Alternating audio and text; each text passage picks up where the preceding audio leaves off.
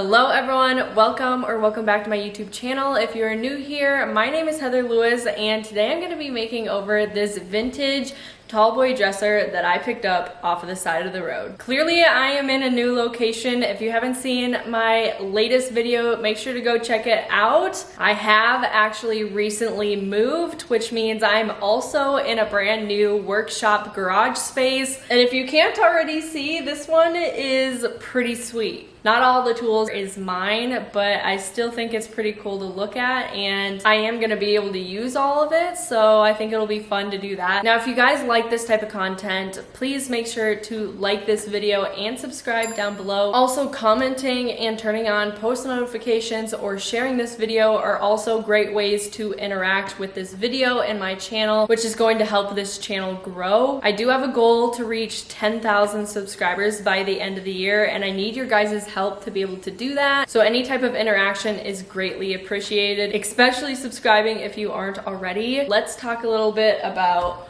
what I like and what I don't like about this dresser. One of the most important things to know about the before of this dresser is that the top has significant water damage. As I was picking it up, a part of the top already just chipped off, and you can tell that seriously the entire veneer of the top could just come off. It's all water damaged and it's not looking too good, so we definitely have to assess that. The good thing about this though is that the sides and the drawer fronts are still in pretty good condition. This is a 6-drawer dresser and the drawers are made of solid wood. It's a really nice quality piece. I'm not quite sure how I feel about its hardware. It's not some of the worst hardware I've seen before, but I just don't know if it's something that I'm gonna keep on. We'll just have to wait and see. There is some writing in this first top drawer where it says that it was bought in June of 1950. I think that's really cool history. I always love when there's little notes like this. I'm definitely just gonna leave that. I'm not gonna try to erase it or anything. I think that's just so special and I'm gonna keep it. Because the top is so damaged, I am going to paint this piece. Now let's go ahead and start this makeover off by taking off the hardware. Each piece of hardware is held on by 2 screws. I decided to use my drill to take it off this time around. I also decided that I was going to be keeping this hardware when I learned that there were 2 screws instead of 1. I don't think this hardware is too outdated. It maybe is a little bit funky, but I still think someone will buy this piece. As I was taking the hardware off, I was also pulling out all the drawers. Personally, I think it's a lot easier to do all the prep work as well as the painting while the drawers are outside of the body, but I do know a lot of people like to do everything while the drawers are still in. I guess it's definitely just a preference. Now, after removing the hardware and taking all the drawers out, I did go ahead and clean everything down, both the body and the drawers, with Dawn dish soap and warm water. I will have a video linked up top here that shows the process in case you're curious about what this process looks like. I just don't like to show it in every video because I understand that cleaning and watching someone clean can be kind of boring, so I don't put it in every video, but I definitely do it, and I do want to emphasize that cleaning these pieces down are super important. The next thing that I want to address is the top and the failing finish. As I previously mentioned, I picked this dresser up off the side of the road, and I can only assume that it was sitting outside for a few days. While it was outside, it most likely and very unfortunately probably got rained on, which explains the water damage. I'm glad that only the top was damaged and the inside of the dresser as well as the sides and the bottom are still in great condition.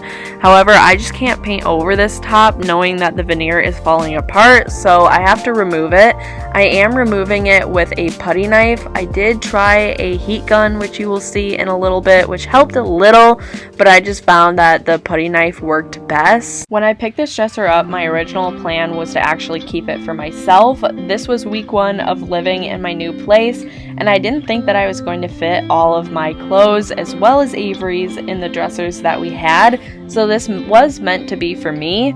After finishing this makeover and further organizing all of my clothes though, it turned out that I didn't even need it, which will explain why I made it over the way that I did. There are 2 ways that I could have gone about repairing this top: the right way and the cheap way. The right way would have been picking up new veneer sheets, which you can find off of Amazon for like $50. I'll have some linked below in my description box if you want to check it out. Or you can just paint on the bare wood. Now, because I thought I was going to be keeping this for myself and I didn't want to put much money in materials into this dresser, I chose the cheap way, which again is just painting right on. You'll see that a little later in the video. If you come across a problem like this on your own furniture, obviously choose whichever way you want because it's your furniture. But if you plan to sell a piece of furniture that has a problem like this, do it the right way and buy the veneer sheets. Not only will it look a lot better, but you will have the confidence in knowing you did it right, and you'll also make a higher profit in doing so. After all the veneer was ripped off, I started to give the body, drawer fronts, and especially the top a good scuff sand to help the paint adhere to the surface.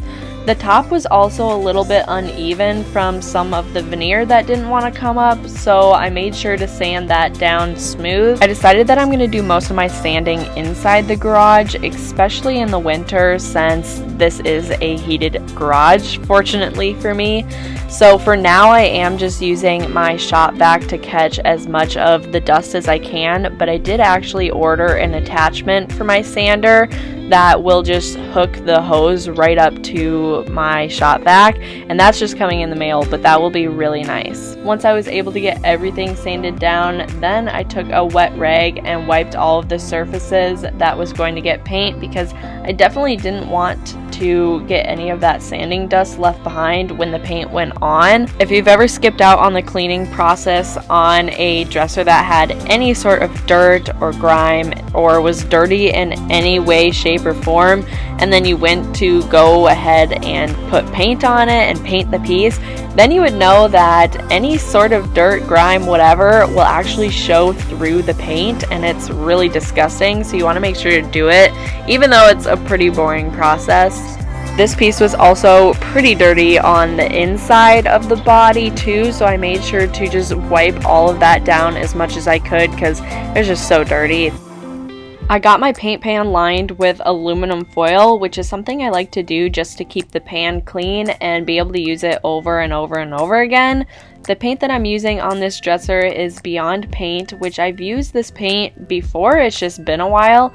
I'm mixing the colors Pewter and Sage Green together. I only had a little bit of the sage green left that I wanted to use up, but I did have quite a bit of Pewter. I was hoping that a mix between these colors would make a darker green. Unfortunately, I didn't have enough of that sage green that it kind of just ended up making a lighter gray. That's okay though, because it actually turned out really pretty. I didn't measure this at all, I just knew I wanted to use up the rest of my sage green. Luckily, in the end, I had the perfect amount of paint, so I never ended up needing to mix anymore. I am a huge fan of Beyond Paint. Beyond Paint was actually a paint brand that I used a lot when I first started flipping furniture because this paint makes your furniture flipping projects so quick and easy. Beyond Paint is a all-in-one paint, which means you don't have to use primer or top coat. You can also get away with not sanding or stripping anything. It's been a while since I used Beyond Paint, so I kind of forgot that I didn't have to sand. So you definitely don't have to. I did anyways. It was just an extra step here that I didn't have to do, but they recommend that you roll on this paint and use a chip brush in the places that the roller won't reach for the best results, which is why I am rolling on this paint. This paint is actually meant for like kitchen cabinets, so you know that it's super heavy duty and really durable paint. That's why I'm always comfortable using it on my furniture flipping projects, and I'm surprised it's been so long since I've used it. I guess I kind of forgot about this brand of paint, but I really do love it a lot. So I've decided I am going to keep this original hardware. I don't think that it's too outdated, and it's kind of funky but also kind of fun, and I think it does go really well with this dresser. I am going to spray paint it in this Rust-Oleum gold color just to make it really pop against this gray color. I'm really liking how this is turning out so far. We've only got the first coat on the dresser, and it'll need at least a second, maybe a third. I'm not quite sure yet. but because that's still drying, we can get started on spray painting these. I did already rinse them and wash them down. Make sure that you always are cleaning the hardware if you are going to be reusing them, especially if you're going to spray paint them. It's just like wanting to wash the dresser and get it cleaned before putting paint on that way, because any dirt or grime that is on this hardware will show through this spray paint, and you just want to make sure that any dirt or grime doesn't show up. So always wash them down. I'll just use Dawn dish soap and warm water for these as well, and then let them dry before you spray paint, and then you're good to go. I did end up using a different kind of spray paint because the spray paint that I was showing there ran out. I will have that linked in my description box down below. But then I started painting on the second coat. I was able to reach full coverage with just 2 coats, which is pretty typical for Beyond Paint.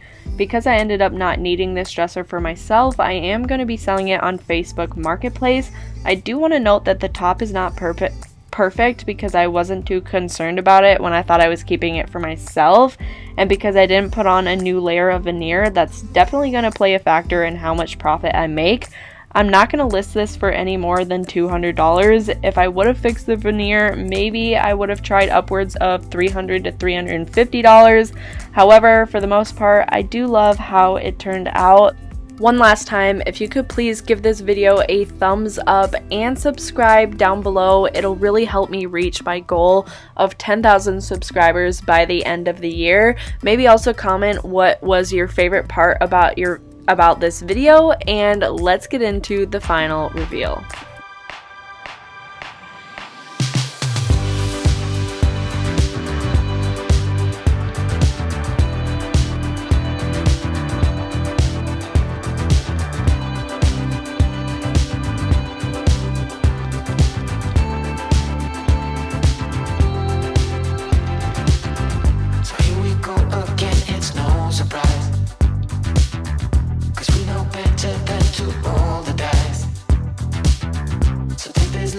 Try to make it new.